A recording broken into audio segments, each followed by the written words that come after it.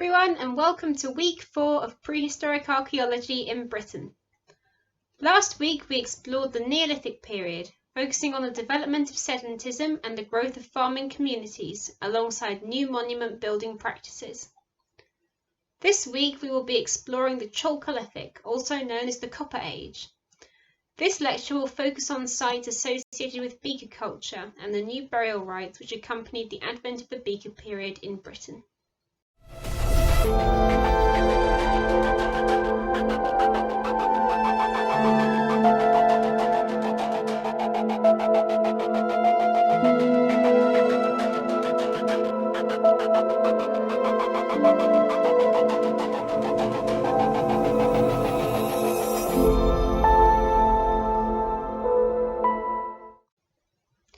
The Chalcolithic period began around 2500 BC or 4500 years before the present day and ended around 2200 BC or 4200 years before the present day. Despite being a relatively short period of prehistory, the Chalcolithic in Britain is associated with a wealth of new ritual practices and technology.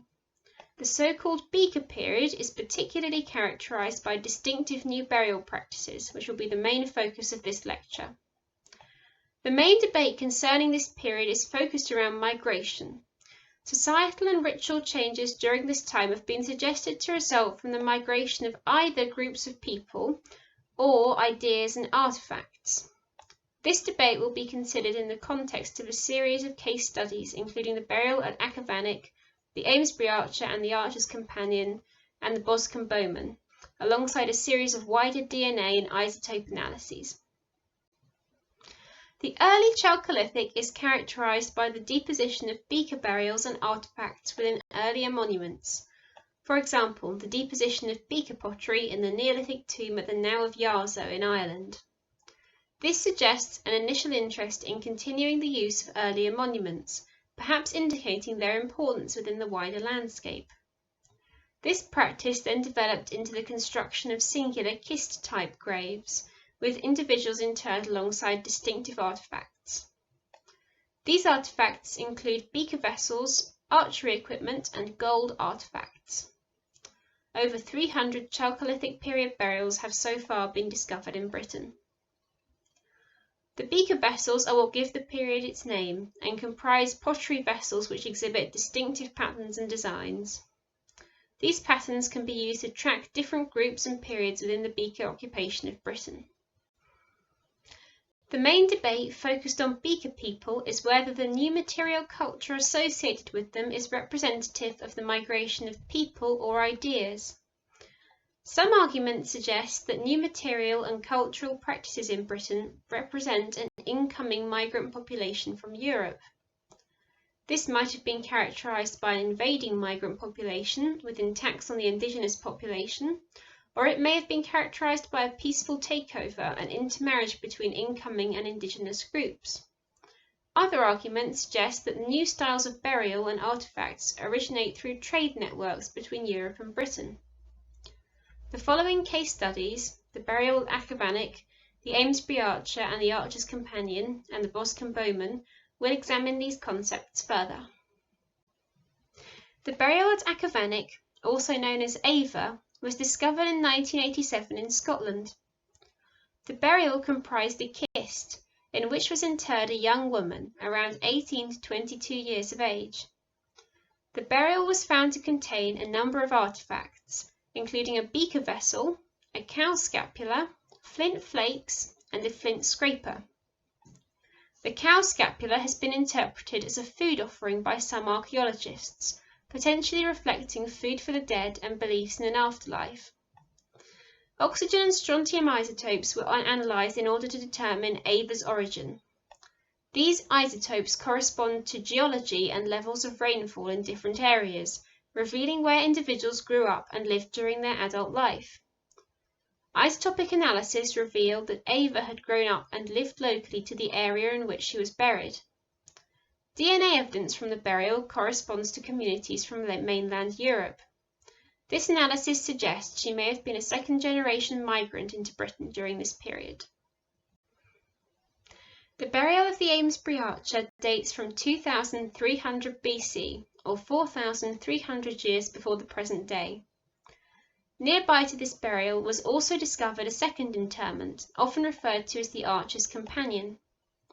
Both are located in the Stonehenge ritual landscape, suggesting that they were important individuals within their community. The Amesbury Archer burial was associated with an extensive range of burial artefacts, including a set of beakers, gold hair ornaments, copper knives, flint arrowheads, 4 boar's tusks, stone wrist guards, and a portable anvil and metalworking tools. Many of these tools, including the 18 arrowheads found with the burial, are thought to have been made ceremonially or symbolically for the burial, rather than having been made for practical use. Isotopic evidence suggests that the Amesbury Archer grew up somewhere near the Alps or Scandinavia, suggesting direct migration into Britain prior to his burial. Analysis of the physical remains of the Archer and the Companion burials indicated that they were related, as they both showed evidence of the same rare bone abnormality. However, isotopic analysis of the Companion burial indicated that he grew up in southern England, suggesting that he may have been a second-generation migrant into Britain. The Boscombe Bowmen is a multiple burial of a group of individuals dating from 2300 BC, or 4,300 years before the present day. The burial was located within the Stonehenge ritual landscape and represents a rather unusual group burial from the Chalcolithic. In terms of this case study, we will focus on the physical features of the interred individuals. One of the arguments for the migration of peoples during this period was that indigenous populations had dolichocephalic, meaning narrow-headed shaped heads, whilst Beaker populations had brachycephalic, meaning round-headed shaped heads. The Boscombe Bowmen possessed brachycephalic shaped heads, potentially fitting with this theory. However, it is unclear how effective this method of analysing incoming populations is, as many factors can affect the shape of the skull. These include sexual dimorphism in some examples and cultural practices such as head binding.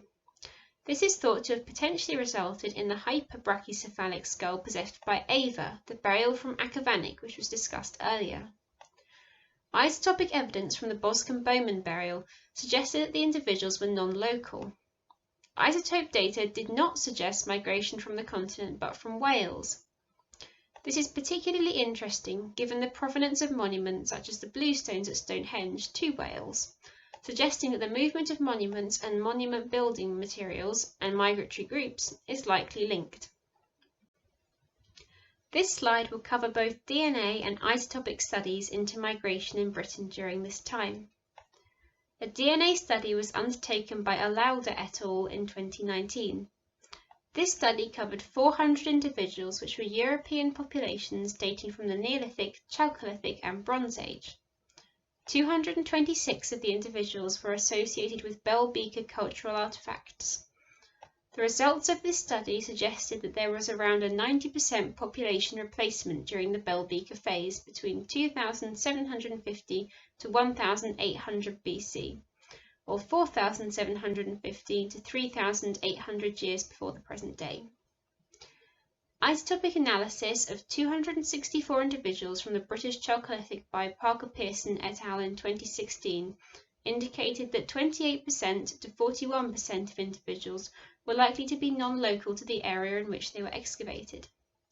The majority of the non-locals were found to be female, suggesting possible female intermarriage between women from Beaker communities and the indigenous population. Parker Pearson's research also indicated that the migrations taking place were within Britain, rather than from the continent into Britain. This lecture has covered the Beaker period, particularly focusing on new burial rites and migration. With regards to the debate on whether Beaker culture in Britain resulted from the migration of ideas or people, Alauda's 2018 paper appeared conclusive regarding this debate, as it demonstrated that during this period around 90% of the population had undergone a genetic change, suggesting an incoming population. However, Parker Pearson's research suggested that people were migrating within Britain rather than between Britain and the continent. Therefore, my opinion is that perhaps successive small-scale migrations from the continent and intermarriage between communities resulted in a genetic transition, with cultural elements of Beaker culture becoming assimilated into indigenous communities.